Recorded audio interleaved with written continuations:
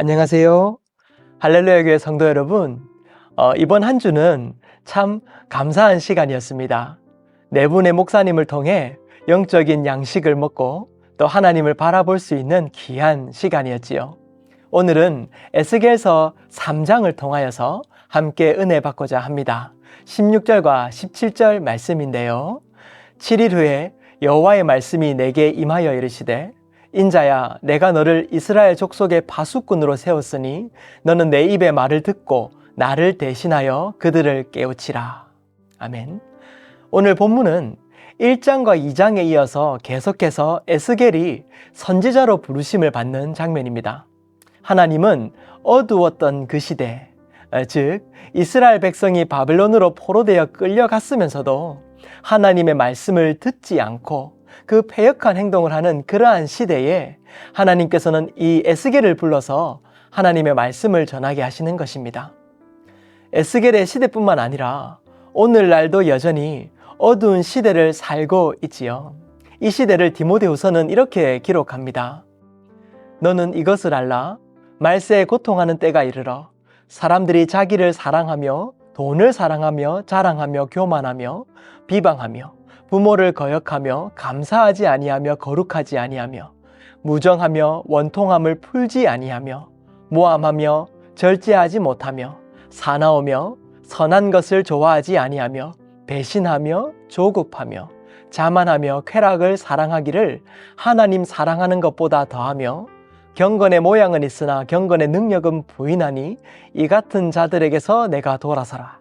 이 디모데후서에는 이렇게 말하고 있습니다. 이 말하고 있는 시대처럼 하나님은 이 시대에 우리를 또한 부르셨습니다. 하나님의 마음을 가지고 세상에 나아가 복음을 전하는 그러한 제자로 부르신 것입니다. 복음을 듣기 싫어하는 이 시대이기에 우리도 또한 전하기가 쉽지 않습니다. 때로는 복음을 전하다가 상처를 입기도 하지요. 하지만 성도 여러분, 역사를 돌아보면 역사상 복음을 전하기에 좋았던 시대는 없었습니다.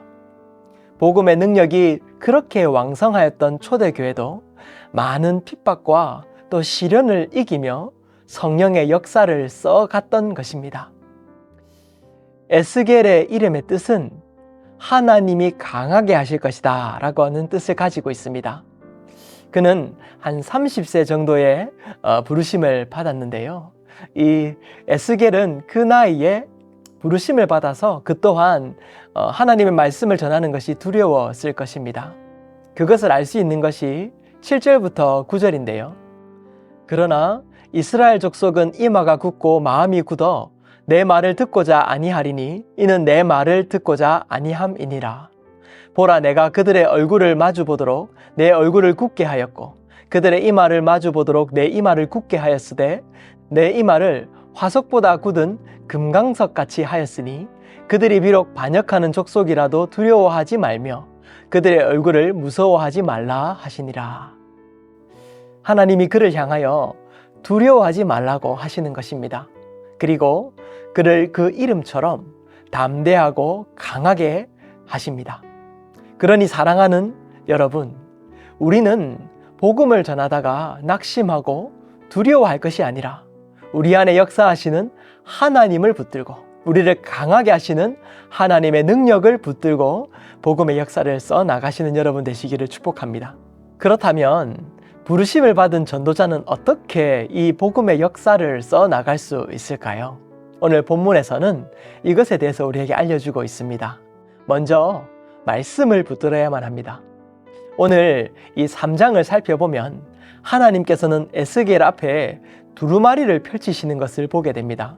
그 두루마리에는 애가와 애곡과 재앙의 말이 기록되어 있었습니다. 즉 하나님의 심판이 담긴 내용이었지요. 그 내용조차 읽으면 참 읽기가 쉽지 않을 것인데 하나님은 그 두루마리를 에스겔에게 직접 먹으라고 하십니다. 에스겔이 그것을 먹자 꿀같이 단맛을 느끼게 됩니다. 이 모습은 에스겔 자신이 하나님의 메시지가 되어야 하는 것을 알려주는 것입니다. 실제로 그는 다른 선지자들과 조금 다르게 온 몸으로 하나님의 말씀을 전하였습니다. 말 못하는 자가 되기도 하였고요. 토판을 만들기도 하고, 또 왼쪽으로 누웠다가 오른쪽으로 눕기도 하고, 머리털과 수염을 깎기도 하고, 그는 이처럼 하나님의 말씀에 순종하여서 하나님의 말씀하시는 그것을 온몸으로 하나님의 말씀을 전하였던 것입니다. 우리가 성경의 말씀을 읽는 것과 듣는 것도 중요하지만 그 말씀을 삶으로 살아내는 것 또한 중요합니다. 말씀이 우리의 삶이 되어야 하는 것이지요. 말씀에 단순하게 순종하고 그 말씀을 삶으로 살아내는 것, 그것이 하나님의 기뻐하시는 제사이며 그리스도의 향기요 편지입니다. 복음의 역사는 이처럼 하나님의 말씀에 순종하는 이들에 의해서 쓰여졌습니다.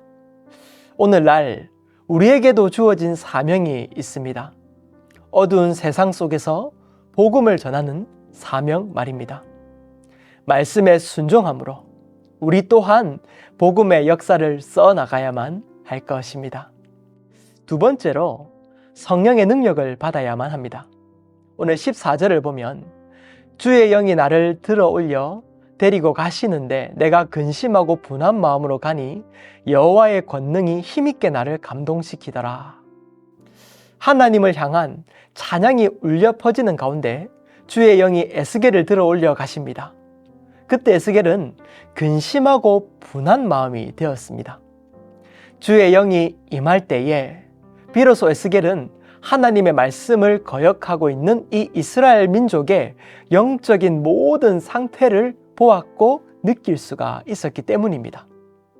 에스겔은 데라빕에 이르러 포로로 끌려온 이스라엘 백성들과 함께 두려워 떨며 7일을 보냈다고 기록하는데, 이 표현은 백성들을 향한 하나님의 아픔일 수도 있고요, 아니면 어렵고 고통스러운 사역으로 부르신 것에 대한 그러한 깨달음 때문일 수도 있습니다. 아무튼 그는 7일 동안 말도 못하고 앉아 있었습니다. 이처럼 성령님을 만나면 하나님의 애타는 마음을 보게 됩니다. 영혼을 향한 아버지의 마음을 느끼게 된다는 것입니다. 그때 우리는 비로소 복음의 역사를 써가게 됩니다. 하나님의 아픈 마음이 영혼에게 있다는 것을 아는 사람은 사명을 붙들게 됩니다. 그때 사명을 감당할 수 있도록 하나님의 권능이 또한 우리에게 주어지는 것입니다.